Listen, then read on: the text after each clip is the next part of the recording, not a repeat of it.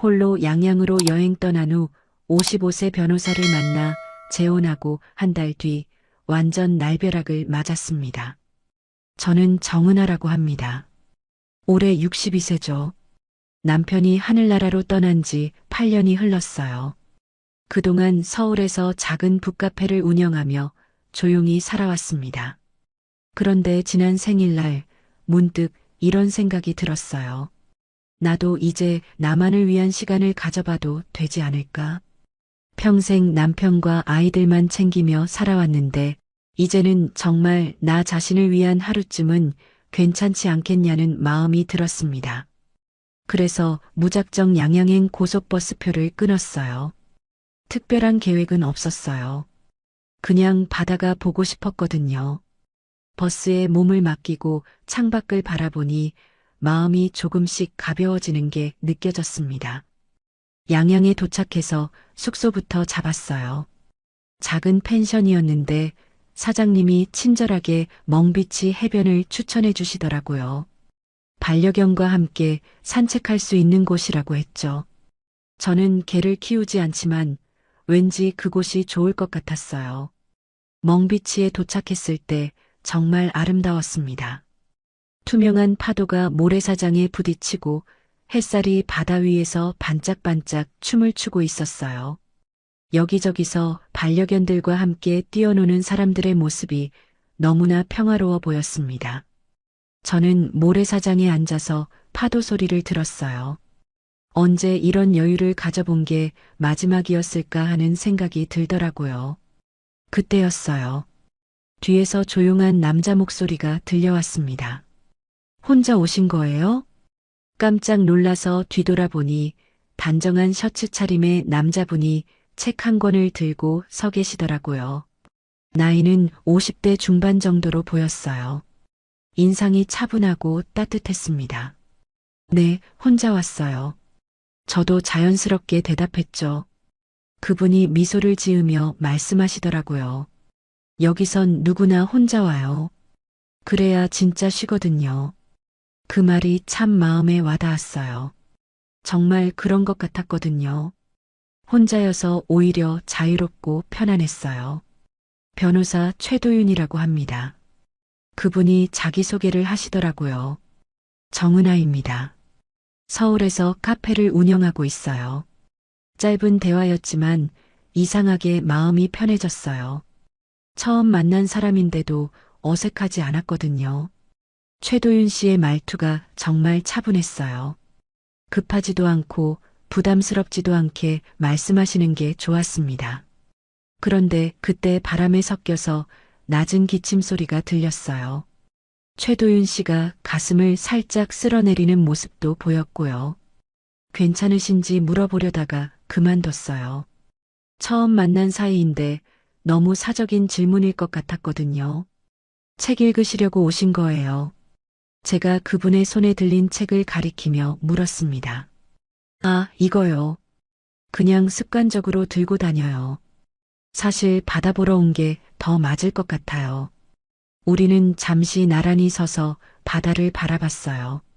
파도 소리가 유난히 크게 들렸습니다. 그 순간이 참 좋았어요. 서로 말을 하지 않아도 어색하지 않은 그런 편안함이 있었거든요. 자주 이곳에 오시나요? 제가 먼저 말을 걸었습니다. 일 때문에 양양과 강릉을 오가는 편이에요. 그래서 가끔 들러요. 여기가 마음이 편해지는 곳이거든요. 최도윤 씨의 목소리에는 어딘가 피로가 묻어 있었어요. 일이 많이 힘드신가 보다 하는 생각이 들었습니다. 해가 기울기 시작했을 때 최도윤 씨가 말씀하셨어요. 오늘 좋은 시간이었습니다. 혹시 내일도 이곳에 오실 건가요? 아마 그럴 것 같아요. 그럼 혹시 내일 또 뵙게 되면 좋겠네요. 그렇게 첫 만남이 끝났어요. 집으로 돌아가는 길에 계속 생각났어요. 최도윤 씨의 차분한 목소리와 따뜻한 눈빛이 자꾸 떠올랐거든요. 그리고 그 낮은 기침 소리도 왜 그렇게 기억에 남았는지 모르겠어요. 오랜만에 마음이 두근거렸어요. 이런 기분은 정말 오랜만이었습니다. 남편이 세상을 떠난 후로는 처음이었죠. 괜찮은 건가 하는 생각도 들었어요. 하지만 나쁘지 않은 기분이었습니다. 오히려 살아있다는 느낌이 들었어요. 다음 날 아침 일찍 눈이 떠졌어요. 어젯밤부터 계속 최도윤 씨 생각이 나더라고요. 다시 만날 수 있을까 하는 기대감 때문이었을까요? 아니면 그분의 기침 소리가 걱정되어서였을까요? 멍비치로 가기 전에 근처 카페에서 커피 한 잔 마시기로 했어요. 바다를 보며 마시는 커피는 서울에서 마시는 것과 다를 거라는 생각이 들었거든요. 작은 카페였는데 바다가 한눈에 보이는 창가 자리가 있더라고요. 커피를 주문하고 자리에 앉는데 뒤에서 익숙한 목소리가 들려왔어요. 또 보네요. 깜짝 놀라서 뒤돌아보니 최도윤 씨가 서 계시더라고요. 어젯밤보다 더 단정하게 차려입으셨는데 얼굴이 좀 피곤해 보였어요. 정말 우연이네요. 제가 웃으며 말했습니다. 이 근처 카페가 여기 하나뿐이라서요. 우연이라고 하기엔 좀 뻔한 만남이죠. 최도윤 씨도 미소를 지으셨어요. 그분이 제 앞자리에 자연스럽게 앉으셨어요. 어색하지 않았어요. 마치 오래 알던 사이처럼 편안했거든요. 잠은 잘 주무셨어요. 제가 먼저 안부를 물었습니다. 글쎄요. 요즘 잠이 잘 안 와서요. 최도윤 씨가 가슴 부근을 살짝 문지르며 말씀하셨어요. 그때 카페 사장님이 커피를 가져다 주셨는데 최도윤 씨 손이 미세하게 떨리는 게 보였어요. 컵을 받으시면서도 숨을 좀 깊게 쉬시더라고요. 괜찮으세요? 걱정이 되어서 물어봤어요. 요즘 가슴이 자주 뛰어요. 최도윤 씨가 솔직하게 말씀하셨어요. 병원에선 과로래요. 일 때문인가요? 그분이 잠시 멈칫하시더니 말씀하셨어요. 아니요, 사는 게 너무 버거워서요. 그 말을 하실 때 표정이 참 복잡해 보였어요. 슬픔인지 피로인지 알 수 없는 감정이 스쳐 지나갔거든요. 그리고 또 가슴을 조용히 쓸어내리셨어요. 그 손끝이 유난히 창백해 보였습니다.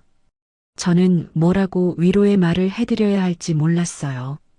처음 만난 사이인데 너무 깊은 이야기를 하시는 것 같아서요.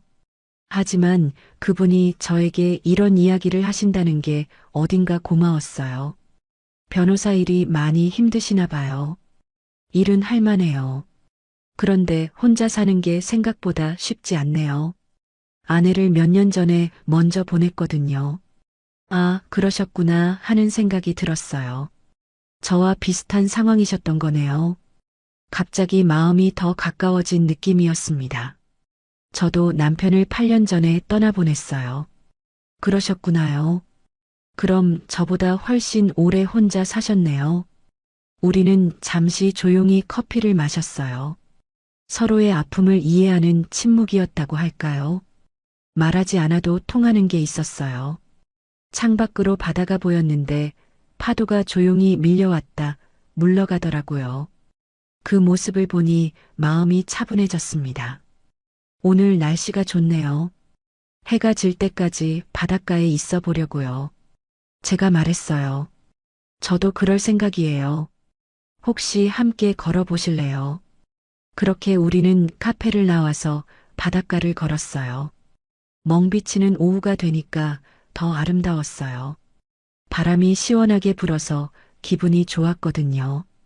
최도윤 씨는 걸음이 좀 느리셨어요. 중간중간 멈춰서 숨을 고르시는 모습도 보였고요. 제가 보기엔 컨디션이 좋지 않아 보였는데 그래도 계속 걸으려고 하시더라고요. 좀 쉬시죠. 제가 제안했어요. 괜찮아요. 이렇게 걷는 게 좋아요. 우리는 모래사장에 있는 나무 벤치에 앉았어요. 해가 서서히 기울기 시작했는데 하늘이 정말 예뻤어요. 주황색과 분홍색이 섞인 노을이 바다 위로 비치고 있었거든요. 참 아름답네요. 최도윤 씨가 중얼거리듯 말씀하셨어요. 네, 정말 그래요. 그때 최도윤 씨가 갑자기 말씀하셨어요. 어제 처음 뵙고 오늘 또 만나니까 신기해요. 혼자 사는 게 이렇게 외로운 줄 몰랐는데 그 말에 제 마음도 뭉클해졌어요. 저도 똑같은 기분이었거든요. 오랫동안 혼자 살다 보니까 사람과 이야기하는 게 이렇게 좋은 줄 잊고 있었어요. 저도 그래요.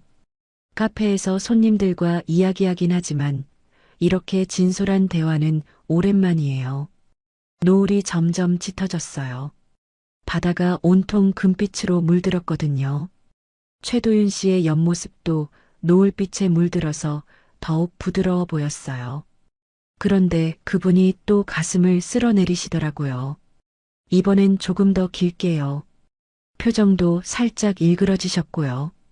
정말 괜찮으세요? 제가 다시 물었어요. 네, 괜찮아요. 그냥 가끔 이래요. 하지만 괜찮아 보이지 않았어요. 숨소리도 조금 거칠어진 것 같았고요. 걱정이 되었지만 더 이상 묻기가 어려웠어요. 우리는 해가 완전히 질 때까지 그 자리에 앉아 있었어요. 가끔 대화를 나누기도 하고 가끔 조용히 바다를 바라보기도 했고요. 이상했어요. 처음 만난 사람인데도 이렇게 편안할 수 있다는 게요. 그날 밤 숙소로 돌아가면서 계속 생각났어요. 최도윤 씨의 따뜻한 눈빛과 창백한 손끝이 자꾸 떠올랐거든요. 그리고 가슴을 쓸어내리시던 모습도요. 뭔가 알 수 없는 감정에 사로잡힌 느낌이었어요. 마치 잃어버렸던 온기를 다시 찾은 것 같았습니다. 양양에서 돌아온 지 일주일이 지났어요. 서울의 일상이 다시 시작됐지만 자꾸 최도윤 씨 생각이 났어요. 멍비치에서 함께 본 노을, 그분의 따뜻한 목소리, 그리고 걱정스러웠던 기침 소리까지 모든 게 선명하게 기억났거든요. 북카페도 평소처럼 운영했어요. 단골 손님들이 와서 커피를 마시고 책을 읽어가는 모습을 보니까 마음이 차분해졌어요. 그런데 이상했어요. 평소 같았으면 이런 일상이 편안했을 텐데 왠지 뭔가 허전한 기분이 들었거든요. 그날도 평범한 하루였어요. 저녁 9시쯤 되어서 카페 문을 닫으려고 정리를 하고 있었어요. 마지막 손님도 나가시고 의자를 올리고 바닥을 쓸고 있을 때였어요. 핸드폰에서 문자 알림이 울렸어요. 처음엔 누군지 몰랐어요. 모르는 번호였거든요. 그런데 메시지를 보는 순간 가슴이 뛰었어요. 오늘 멍비치에 비가 와요. 그날이 생각나네요. 최도윤 씨였어요.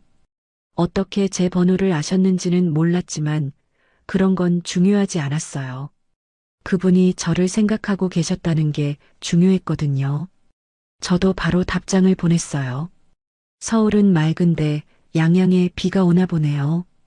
저도 그날이 자꾸 생각나요. 몇 분 뒤에 다시 문자가 왔어요. 혹시 서울에서 만날 기회가 있을까요? 가끔 출장을 가거든요.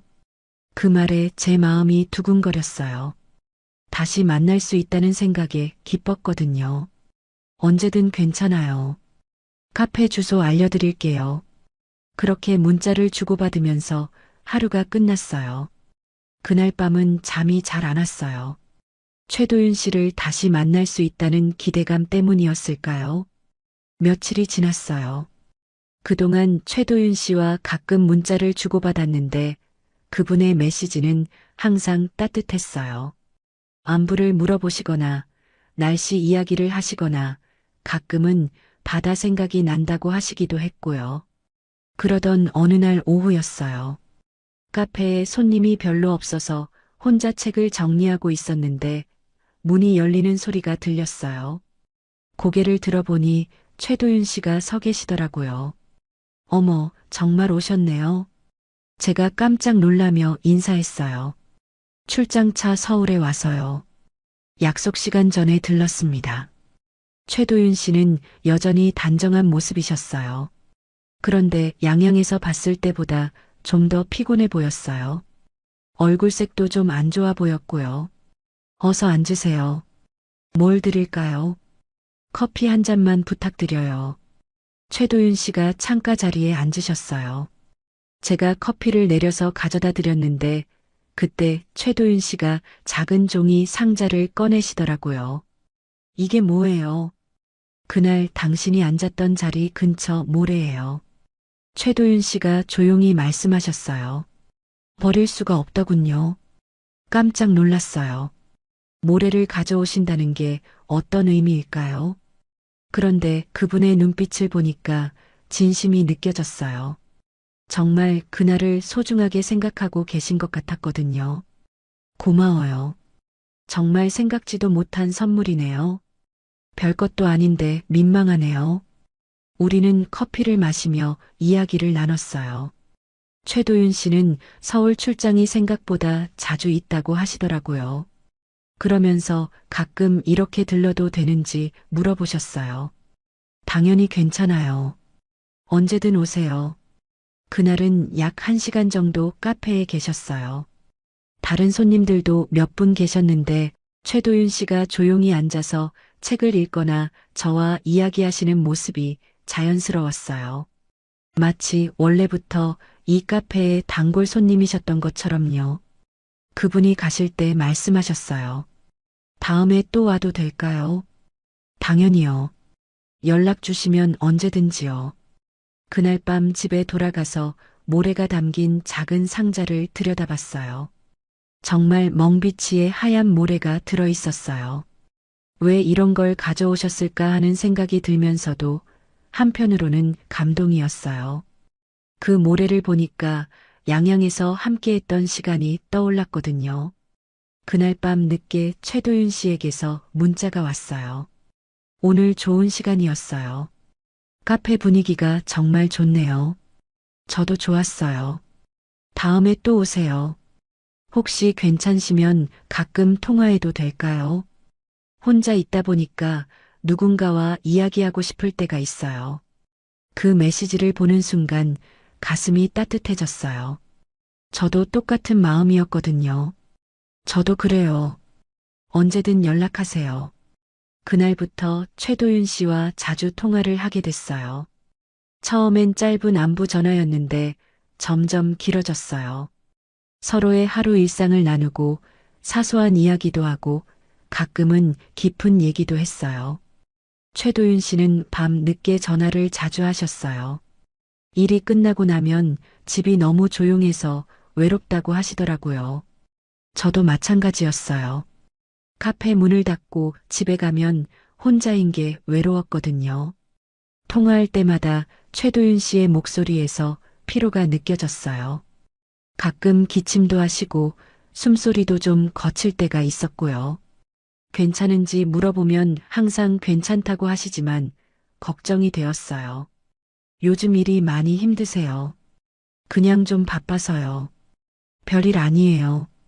하지만 목소리만 들어도 컨디션이 좋지 않다는 걸 알 수 있었어요. 그래도 저와 통화할 때만큼은 목소리가 밝아지시더라고요. 어느새 제 하루는 최도윤 씨의 목소리로 끝나는 게 당연해졌어요. 밤에 그분 전화를 기다리는 제 모습을 보면서 이게 연애하는 기분인가 하는 생각도 들었어요. 나이가 60이 넘어서 이런 감정을 느낄 수 있다는 게 신기했거든요. 커피잔 사이의 침묵도 이제는 자연스러웠어요. 말하지 않아도 서로를 이해하는 그런 편안함이 있었어요. 최도윤 씨와 함께하는 시간들이 제게는 정말 소중했습니다. 최도윤 씨와 통화를 시작한 지 2달이 지났어요. 어느새 우리는 서로에게 없어서는 안 될 존재가 되어 있었죠. 매일 밤 그분의 목소리를 듣지 못하면 잠이 오지 않을 정도였어요. 그러던 어느 날이었어요. 평소보다 일찍 전화가 왔는데 최도윤 씨의 목소리가 뭔가 다르더라고요. 평소보다 더 진중했어요.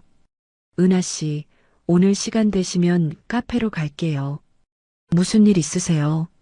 목소리가 좀 이상해요. 아니에요. 그냥 할 말이 있어서요. 불안한 마음으로 기다리고 있는데 최도윤 씨가 카페에 오셨어요. 평소보다 더 단정하게 차려입으셨는데 표정이 참 진지했어요. 손에는 작은 꽃다발을 들고 계셨고요. 이게 뭐예요? 제가 놀라며 물었어요. 그냥요. 받아주세요. 우리는 조용한 자리에 앉았어요. 최도윤 씨가 한참 동안 말씀을 못 하시더라고요. 손을 계속 만지작거리시면서요. 뭔가 심각한 이야기인가요? 제가 먼저 물었어요. 그때 최도윤 씨가 저를 똑바로 보시면서 말씀하셨어요. 내 남은 인생, 당신 옆에서 쓰고 싶어요. 그 한마디에 제 눈에서 눈물이 났어요.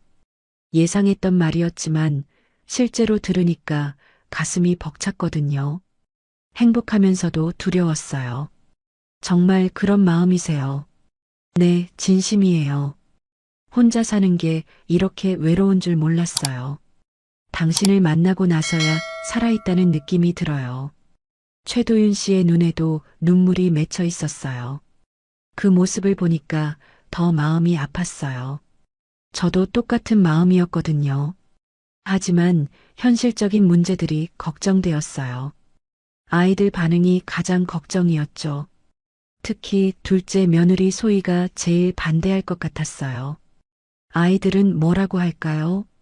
걱정하지 마세요. 제가 잘 설득해 볼게요. 예상대로 아이들은 반대했어요. 특히 소희는 현실적인 문제들을 계속 얘기했어요. 나이 차이도 그렇고 서로 모르는 사이라는 것도 그렇고요. 어머니, 너무 성급하신 것 같아요. 좀 더 신중하게 생각해 보세요.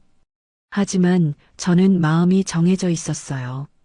소희야, 엄마 인생은 이제 엄마 거야. 남은 시간 행복하게 살고 싶어?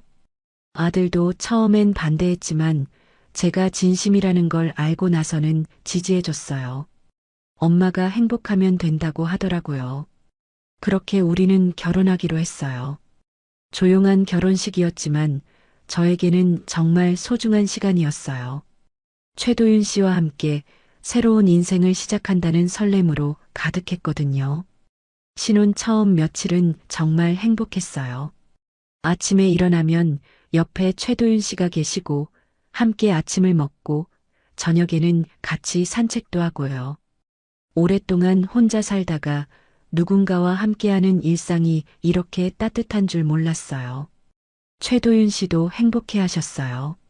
제게 고마움을 표현하시는 일이 많아졌고 가끔은 장난도 치셨어요.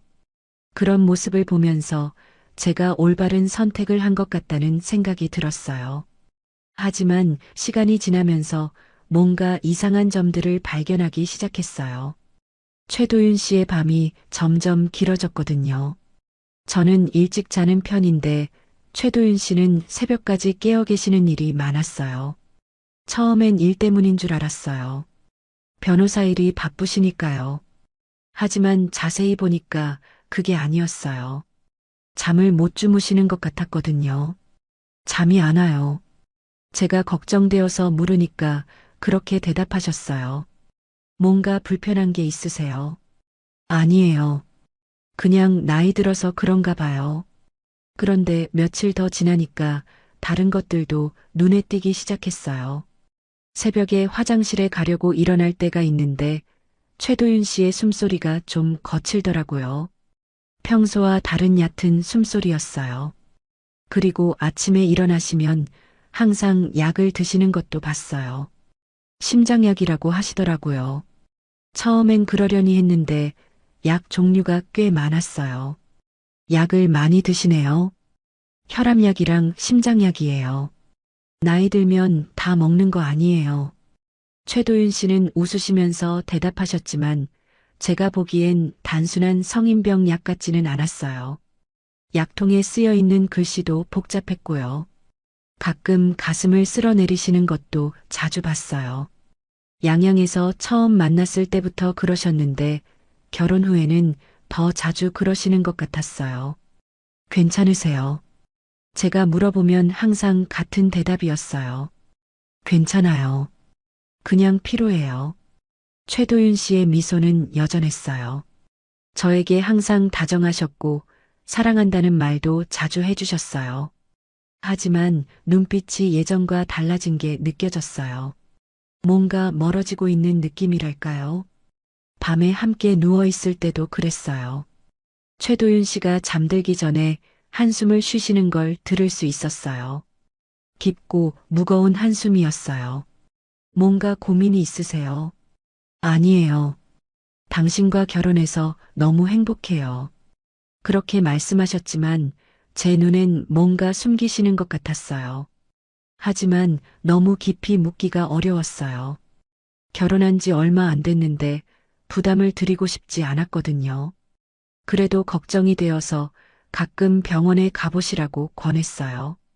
정기검진이라도 받아보시라고요. 곧 갈 거예요. 걱정 마세요. 하지만 최도윤 씨는 병원에 가시지 않았어요. 바쁘다는 핑계로 계속 미루셨거든요. 시간이 지날수록 불안감이 커졌어요. 뭔가 중요한 걸 숨기고 계시는 것 같았어요. 하지만 직접 물어보기는 어려웠고 그냥 지켜볼 수밖에 없었습니다. 결혼한 지 한 달이 지났을 때였어요. 최도윤 씨가 일주일간 강릉 출장을 가게 됐다고 하시더라고요. 법원 업무가 복잡해져서 좀 오래 걸릴 것 같다고 했어요. 혼자 있기 심심하지 않으실까요? 최도윤 씨가 걱정스러운 표정으로 물어보셨어요. 괜찮아요. 카페 일도 있고 집 정리도 할 것들이 많으니까요. 사실 혼자 있는 시간이 필요했어요.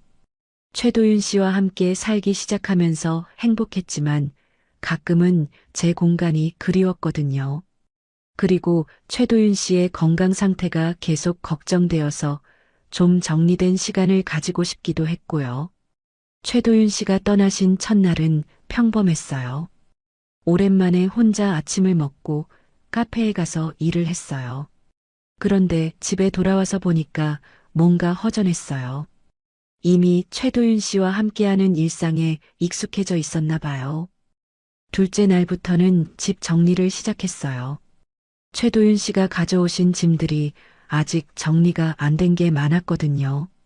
특히 서재 쪽은 책들이 아직 박스에 들어있는 상태였어요. 출장 가서 돌아오시면 깜짝 놀라게 해드려야지. 그런 마음으로 서재 정리를 시작했어요. 책들을 하나하나 꺼내서 책장에 정리했어요. 법률 서적들이 대부분이었는데 가끔 문학책도 있었어요. 최도윤 씨의 취향을 알 수 있어서 재미있었죠. 책장 위쪽 선반까지 정리하려고 의자를 가져와서 올라섰어요. 그런데 책을 정리하다가 뒤쪽에서 뭔가 떨어지는 소리가 났어요. 의자에서 내려와서 확인해 보니까 하얀 봉투 하나가 바닥에 떨어져 있더라고요. 봉투가 좀 두툼했어요. 뭔가 서류가 들어있는 것 같았어요. 처음엔 그냥 다시 책장에 넣어둘까 했어요. 남편의 사적인 서류일 수도 있잖아요. 하지만 봉투에서 종이 몇 장이 삐져나와 있었는데 병원이라는 글자가 보이더라고요. 순간 걱정이 됐어요. 혹시 최도윤 씨가 아픈 곳이 있는데 저한테 말씀 안 하신 건 아닐까 하는 생각이 들었거든요. 그래서 확인해 봐야겠다고 생각했어요. 봉투를 열어봤는데 병원 서류들이 여러 장 들어 있었어요. 첫 번째 종이를 보는 순간 가슴이 철렁했어요. 진단서였거든요. 진단명을 보니까 협심증, 부정맥 중증이라고 적혀 있었어요. 날짜는 작년이었고요.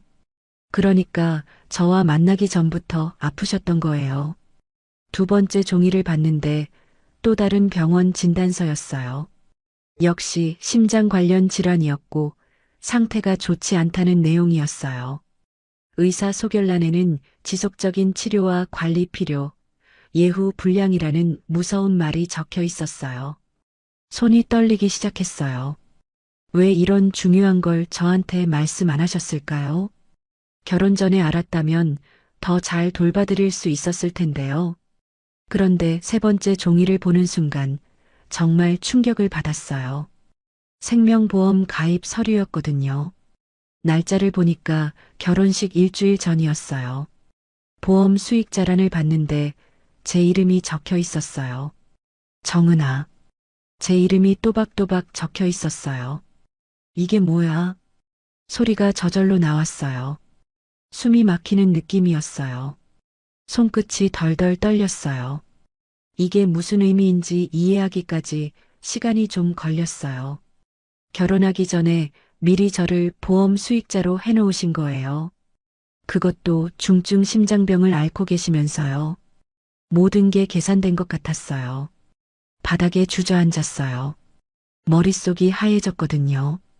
양양에서의 만남, 그 로맨틱했던 순간들, 프로포즈, 결혼식, 모든 게 다시 떠올랐어요.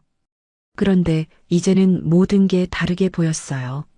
처음부터 계획이었던 건가요? 혼자 죽기 싫어서 누군가를 찾은 건가요? 그리고 그 누군가가 저였던 건가요? 사랑한다고 하셨던 그 말들이 모두 거짓말이었던 건가요? 진단서를 다시 봤어요. 예후 불량이라는 글자가 눈에 들어왔어요. 얼마나 심각한 상태이신 걸까요? 그래서 서둘러 결혼하신 건가요? 보험 서류도 다시 봤어요. 보험금이 꽤 큰 금액이었어요. 저 같은 사람에게는 상상할 수 없을 만큼 큰 돈이었어요. 눈물이 났어요. 분노인지 슬픔인지 배신감인지 알 수 없는 복잡한 감정들이 몰려왔어요. 정말 사랑해서 결혼한 거라고 믿었는데 모든 게 계획된 일이었다니요. 그동안 최도윤 씨의 행동들이 다시 떠올랐어요. 가슴을 자주 쓸어내리시던 모습, 밤에 잠을 못 주무시던 모습, 약을 드시던 모습, 모든 게 이해됐어요. 전화를 걸고 싶었어요. 지금 당장 물어보고 싶었어요. 이게 뭔지, 왜 숨기셨는지, 진짜 사랑하신 건지. 하지만 전화기를 들 수가 없었어요. 손이 너무 떨렸거든요. 소파에 앉아서 한참을 울었어요. 행복했던 지난 한 달이 모두 거짓말 같았어요. 제가 바보였던 걸까요? 나이 들어서 사랑에 눈이 멀어서 모든 걸 못 본 걸까요? 그러면서도 한편으로는 최도윤 씨가 걱정됐어요. 그렇게 아프신 줄 몰랐거든요. 혼자서 얼마나 무섭고 외로우셨을까 하는 생각도 들었어요. 하지만 배신감이 더 컸어요. 진실을 숨기고 접근하신 거잖아요. 저는 그냥 보험금 받을 사람이었던 건가요? 최도윤 씨에게 저는 어떤 존재였던 걸까요? 서류들을 다시 봉투에 넣으면서 생각했어요. 어떻게 해야 할까요? 모른 척하고 살아야 할까요? 아니면 따져 물어야 할까요? 그날 밤은 잠이 오지 않았어요. 계속 생각만 났어요. 그 사랑은 어디까지 진심이었을까요? 아니면 처음부터 끝까지 모든 게 계산이었을까요? 정말 모르겠었어요. 최도윤 씨가 출장에서 돌아오는 날이었어요. 일주일 동안 그 서류들 때문에 잠도 제대로 못 잤어요. 계속 생각만 났거든요. 어떻게 말을 꺼내야 할지, 뭐라고 물어봐야 할지요. 아침 일찍부터 불안했어요. 가슴이 계속 두근거렸고 손에 땀이 났어요. 카페에 가서 일을 했는데도 집중이 안 됐어요. 손님들과 이야기할 때도 자꾸 딴 생각이 났어요. 사장님 괜찮으세요? 안색이 안 좋아 보이는데요. 단골 손님이 걱정스럽게 물어보시더라고요. 네, 괜찮아요. 좀 피곤해서요. 하지만 괜찮지 않았어요. 머릿속이 너무 복잡했거든요. 최도윤 씨를 어떤 마음으로 맞아야 할지 모르겠었어요. 오후 5시쯤 최도윤 씨에게서 전화가 왔어요. 지금 서울로 출발해요. 8시쯤 도착할 것 같아요. 네, 알겠어요. 목소리를 최대한 평상시처럼 하려고 했는데 떨리는 게 숨겨지지 않았어요. 최도윤 씨도 느끼셨는지 괜찮으세요? 라고 물어보시더라고요. 네, 괜찮아요. 일찍 들어와 계세요. 카페를 일찍 닫고 집으로 돌아왔어요. 그 봉투를 거실 테이블 위에 올려놓고 기다렸어요. 시간이 너무 천천히 가는 것 같았어요. 시계를 자꾸 보게 되었고 가슴이 계속 뛰었어요. 8시 조금 넘어서 현관문 여는 소리가 들렸어요. 최도윤 씨가 돌아오셨구나 싶어서 일어섰는데 다리에 힘이 없었어요. 다녀왔어요. 최도윤 씨가 밝은 목소리로 인사하셨어요. 네, 수고하셨어요. 최도윤 씨는 평소와 똑같으셨어요. 여행 가방을 정리하시고 제게 강릉에서 사온 선물도 주셨어요. 작은 바다 조개로 만든 목걸이였어요. 이거 예쁘죠? 당신 생각나서 샀어요. 그 모습을 보니까 더 마음이 복잡해졌어요. 이렇게 다정하신 분이 정말 저를 속이신 걸까 하는 생각이 들었거든요. 저녁을 같이 먹으면서도 계속 고민했어요. 언제 말을 꺼내야 할지, 어떻게 시작해야 할지요. 최도윤 씨는 출장 이야기를 하시면서 즐거워하셨는데 저는 대답하기가 어려웠어요. 왜 그렇게 조용해요? 혹시 어디 아픈 데 있어요? 최도윤 씨가 제 이마에 손을 올리시며 물어보셨어요. 아니에요. 그냥 좀 피곤해서요. 식사를 마치고 거실로 나왔을 때였어요. 테이블 위에 있는 봉투가 보이시더라고요. 최도윤 씨의 표정이 순간 굳어졌어요. 그게 뭐예요? 최도윤 씨가 조심스럽게 물어보셨어요. 저는 더 이상 미룰 수 없다고 생각했어요. 서재 정리하다가 떨어진 거예요. 최도윤 씨가 봉투를 집어서 확인하셨어요. 그리고는 한참 동안 아무 말씀을 못 하셨어요. 얼굴이 하얘지셨어요. 이게 뭐예요? 제가 먼저 물었어요. 왜 제 이름이 보험 수익자로 되어 있어요? 최도윤 씨는 여전히 말씀을 못 하셨어요. 그냥 소파에 앉아서 봉투를 들여다보고만 계셨어요. 대답해 주세요. 이게 뭔지 모르겠어요. 그제서야 최도윤 씨가 고개를 드셨어요. 눈이 빨갛게 되어 있었어요. 당신이 알면 나 옆에 못 있을까봐 그랬어요. 처음부터 계획이었죠. 아니에요. 정말 아니에요. 최도윤 씨의 목소리가 떨렸어요. 하지만 저는 믿을 수가 없었어요. 그럼 이 보험은 뭐예요? 결혼하기 일주일 전에 가입하셨잖아요. 그건 최도윤 씨가 말을 잇지 못하셨어요. 진단서도 봤어요. 협심증에 부정맥 중증이라고 되어 있더라고요. 언제부터 아프셨어요? 최도윤 씨가 가슴 주머니에서 약병을 꺼내시려다가 손이 떨려서 바닥에 떨어뜨리셨어요. 약들이 바닥에 흩어졌어요. 그 모습을 보니까 화가 났어요. 울분이 치밀어 올랐거든요. 이제 와서 그런 말이 무슨 의미예요? 처음부터 끝까지 다 거짓말이었잖아요. 아니에요. 당신을 사랑하는 건 진심이었어요. 사랑이요. 이게 사랑이에요. 저를 보험금 받을 사람으로밖에 안 본 거잖아요. 제 목소리가 점점 커졌어요. 참고 있던 게 터져 나온 것 같았어요. 양양에서 만난 것도 우연이 아니었겠네요. 다 계획하고 접근하신 거죠. 그건 정말 우연이었어요. 진심으로요. 믿을 수가 없어요. 어떻게 믿어요? 최도윤 씨가 무릎을 꿇고 앉으셨어요. 그리고는 조용히 말씀하셨어요. 처음엔 그냥 누군가와 함께 있고 싶었어요. 혼자 죽기가 무서웠어요. 그래서 보험도 가입하고 누군가를 찾아다녔어요. 정말 계획이었구나 하는 생각에 더 화가 났어요. 그럼 저는 뭐예요? 그냥 이용당한 거예요. 아니에요. 당신을 만나고 나서 모든 게 달라졌어요. 정말 사랑하게 됐어요.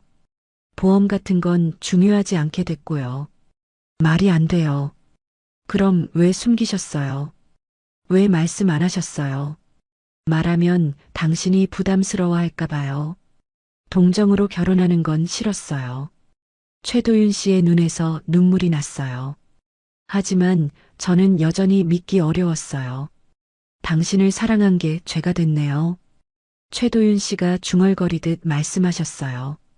그 말이 제 마음을 더 아프게 했어요. 사랑이라고 하지 마세요. 이게 무슨 사랑이에요? 그날 밤 최도윤 씨는 서재에서 주무셨어요. 저는 침실에서 혼자 울었어요. 모든 게 무너진 것 같았어요. 행복했던 지난 시간들이 모두 거짓말 같았거든요. 하지만 한편으로는 최도윤 씨가 걱정되기도 했어요. 그렇게 아프신 줄 몰랐으니까요. 복잡한 마음이었어요. 화가 나면서도 걱정되고 배신감이 들면서도 안쓰럽고요.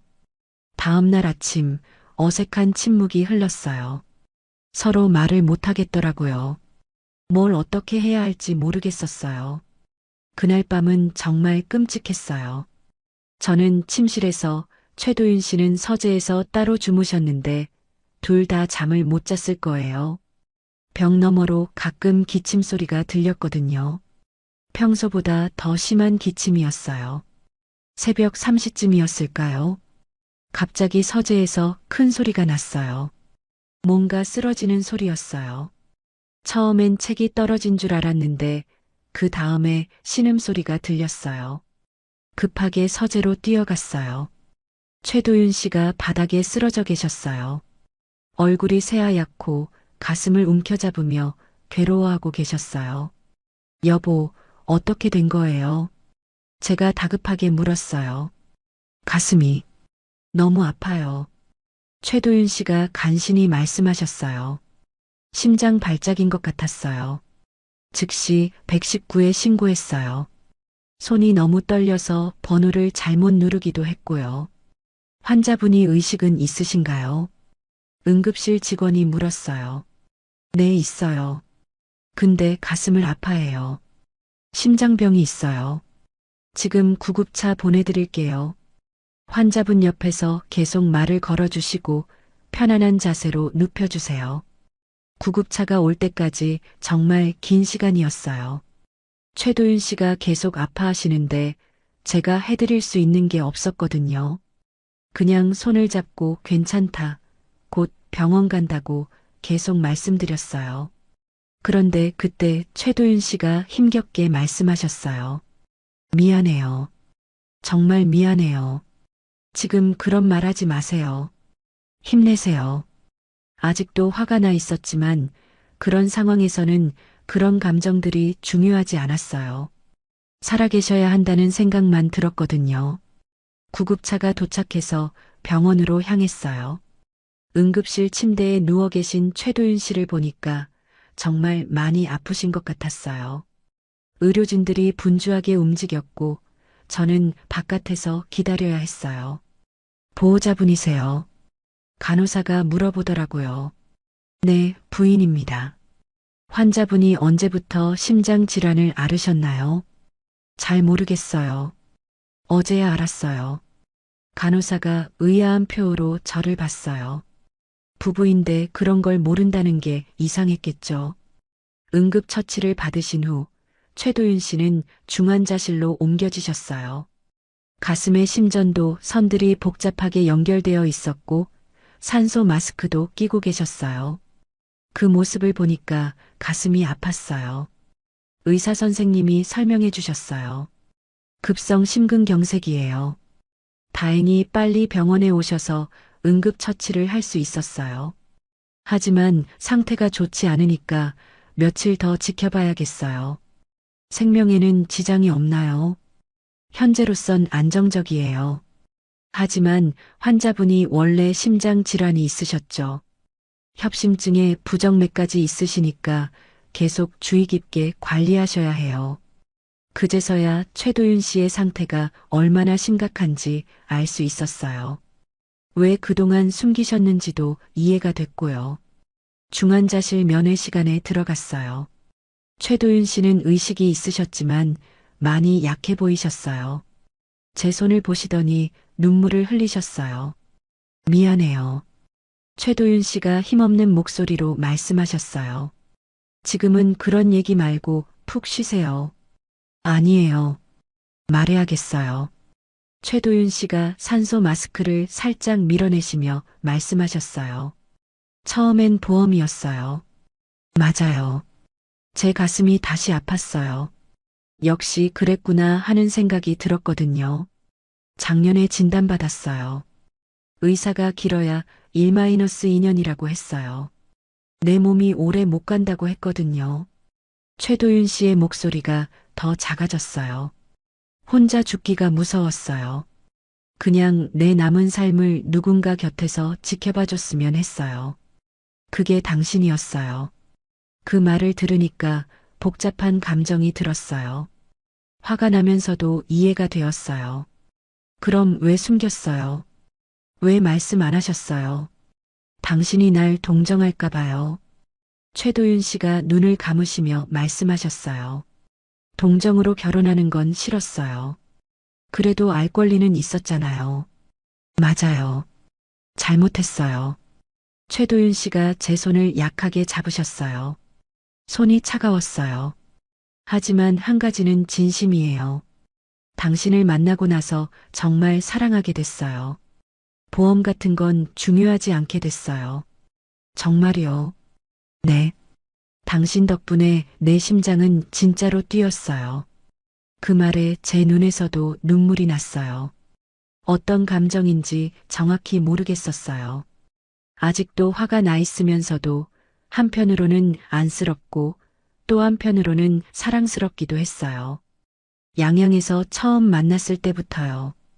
당신과 함께 바다를 보면서 가슴이 이렇게 뛰는 게 병 때문이 아니구나 생각했어요. 최도윤 씨가 희미하게 웃으시려고 했어요. 매일 밤 통화할 때도, 카페에서 커피 마실 때도, 결혼식 날도 모든 순간이 행복했어요.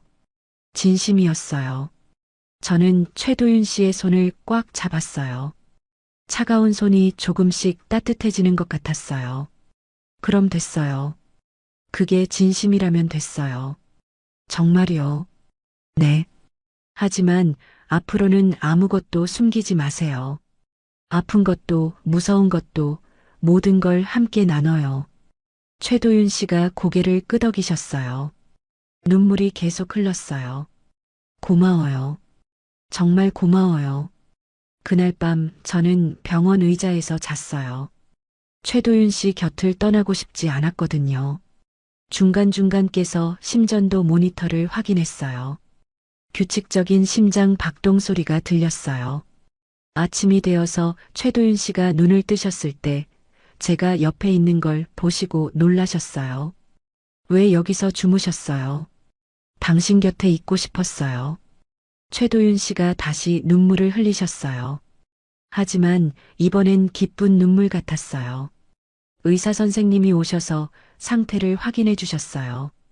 다행히 많이 안정되었다고 하시더라고요. 며칠 더 입원하시고 퇴원 후에도 계속 관리하셔야 한다고 했어요. 이제부터는 제가 잘 돌봐드릴게요. 제가 최도윤 씨에게 말씀드렸어요. 미안해요. 부담 드려서. 부담이 아니에요. 사랑이에요. 그 말에 최도윤 씨가 환하게 웃으셨어요. 병원 침대에 누워 계신데도 정말 행복해 보이셨어요. 저도 마음이 편해졌어요. 이제야 진짜 시작인 것 같았거든요. 최도윤 씨가 퇴원하신 지 석 달이 지났어요. 그동안 정말 많은 일들이 있었죠. 병원에서 집으로 돌아온 후에는 제가 최도윤 씨를 돌보는 일에 전념했어요. 약 시간 챙겨드리고 식단 관리하고 정기 검진도 함께 다녔고요. 처음엔 최도윤 씨가 많이 약해지셨어요. 계단 오르기도 힘들어 하시고 조금만 걸어도 숨이 차셨거든요. 저도 걱정이 많았어요. 이렇게 회복이 될까 하는 불안감도 있었고요. 하지만 시간이 지나면서 조금씩 나아지셨어요. 의사 선생님 말씀으로는 마음이 안정되니까 몸도 따라서 회복되는 것 같다고 하시더라고요. 스트레스가 줄어들어서 심장에도 부담이 덜 간다는 얘기였어요. 무엇보다 좋았던 건 최도윤 씨가 이제는 아무것도 숨기지 않으신다는 거였어요. 몸이 아프면 솔직히 말씀하시고 무서운 마음이 들 때도 저에게 이야기해 주셨어요. 오늘은 가슴이 좀 답답해요. 그러면 저는 병원에 전화해서 괜찮은 건지 확인하곤 했어요. 혹시 또 쓰러지면 어떻게 하나 하는 생각이 들어요. 그럴 때는 같이 앉아서 이야기를 나눴어요. 그렇게 서로에게 솔직해지니까 관계가 더 깊어진 것 같았어요. 처음 만났을 때보다도 더 가까워진 기분이었거든요. 어느 날 최도윤 씨가 제안하셨어요. 양양에 다시 가볼까요? 정말요. 몸은 괜찮으실까요? 의사 선생님이 여행 정도는 괜찮다고 하셨어요. 물론 무리하지 말고요. 양양이라는 말에 가슴이 설렜어요. 우리가 처음 만난 곳이잖아요. 그곳에서 새로운 추억을 만들고 싶다는 생각이 들었어요. 이번엔 멍비치 대신 내가 가장 좋아하는 곳으로 가요. 최도윤 씨가 말씀하셨어요. 어디인데요? 가보면 알아요. 아마 마음에 드실 거예요. 그렇게 우리는 양양으로 향했어요. 기차를 타고 가는 길에 최도윤 씨가 창밖을 보시며 말씀하셨어요. 처음 이 길을 갈 때는 정말 절망적이었어요. 혼자 죽을 생각만 했거든요. 이제는 어때요? 이제는 희망이 보여요. 당신이 함께 있으니까요. 양양에 도착해서 차를 타고 향한 곳은 낙산사였어요. 바다가 보이는 절이라고 들어봤는데 실제로 가보는 건 처음이었어요. 낙산사에 도착하니까 정말 아름다웠어요. 절 뒤로는 산이 있고 앞으로는 바다가 펼쳐져 있었거든요. 특히 해수관음상이 정말 웅장했어요. 여기가 제일 좋아하는 곳이에요. 최도윤 씨가 말씀하셨어요. 왜 이곳을 좋아하세요?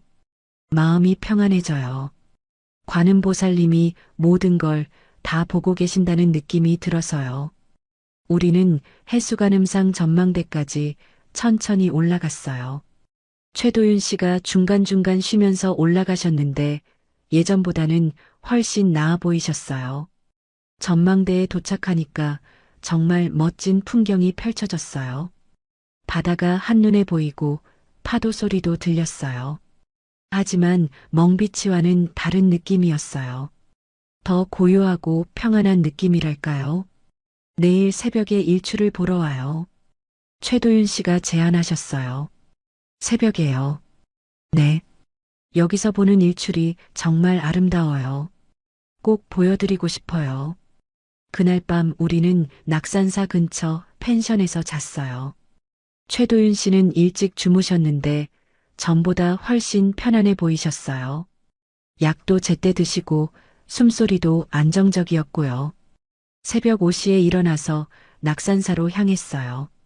아직 어두웠지만 동쪽 하늘이 조금씩 밝아지고 있었어요. 해수관음상 전망대에 올라가니까 이미 몇 분이 일출을 기다리고 계셨어요.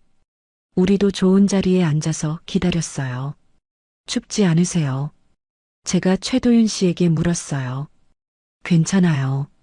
오히려 상쾌해요. 하늘이 점점 밝아지더니 수평선 끝에서 해가 떠오르기 시작했어요. 정말 장관이었어요. 바다 전체가 금빛으로 물들었거든요. 그때 바람이 불었어요. 시원한 바닷바람이 우리 얼굴을 스쳐 지나갔어요. 그날처럼 또다시 바람이 부네요. 제가 말했어요. 멍비치에서 처음 만났던 그날이 생각났거든요. 이젠 두렵지 않아요.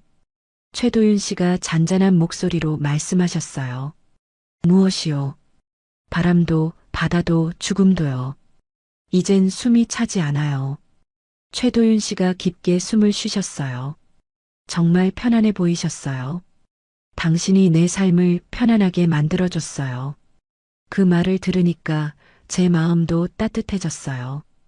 저도 최도윤 씨 덕분에 다시 살아있다는 느낌을 찾았거든요. 저는 조용히 손을 모았어요. 관음보살님께 감사 인사를 드리고 싶었어요. 저희를 이렇게 만나게 해주셔서 서로 사랑할 수 있게 해주셔서 감사하다고요. 해가 완전히 떠오르니까 바다가 더욱 반짝였어요. 멀리서 파도 소리가 들려왔어요. 그런데 그 소리가 처음 들었을 때와 달랐어요. 슬픔이 아니라 새로운 시작의 소리 같았어요. 우리 다시 시작하는 거죠. 제가 최도윤 씨에게 말했어요. 네, 이번에는 아무것도 숨기지 않고요. 좋은 일도 나쁜 일도 모두 함께 나누면서요. 네, 그렇게 하자고요. 최도윤 씨가 제 손을 잡으셨어요. 손이 따뜻했어요. 예전처럼 차갑지 않았거든요. 사랑해요. 최도윤 씨가 말씀하셨어요. 저도 사랑해요. 그 순간 정말 행복했어요. 멍비치에서 처음 만났을 때의 설렘과는 다른, 더 깊고 안정된 행복이었어요. 해수관음상이 우리를 내려다보고 계시는 것 같았어요. 자비로운 미소를 지으시며 저희를 축복해 주시는 것 같았고요. 앞으로도 가끔 여기 올까요?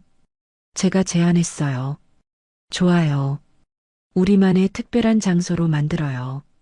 그렇게 우리는 새로운 시작을 약속했어요. 낙산사 해수관음상 전망대에서 떠오르는 해를 바라보며 말이에요. 돌아가는 길에 최도윤 씨가 말씀하셨어요. 처음엔 당신을 이용하려고 했어요. 하지만 이제는 당신 때문에 살고 싶어졌어요. 저도 마찬가지예요. 당신 때문에 다시 사랑할 수 있게 됐어요. 우리의 이야기는 거짓말로 시작됐지만 진실된 사랑으로 끝나게 됐어요. 그리고 그 사랑은 앞으로도 계속될 거예요. 낙산사 관음보살님의 축복 속에서 말이에요. 말이에요. 말이에요. 말이에요.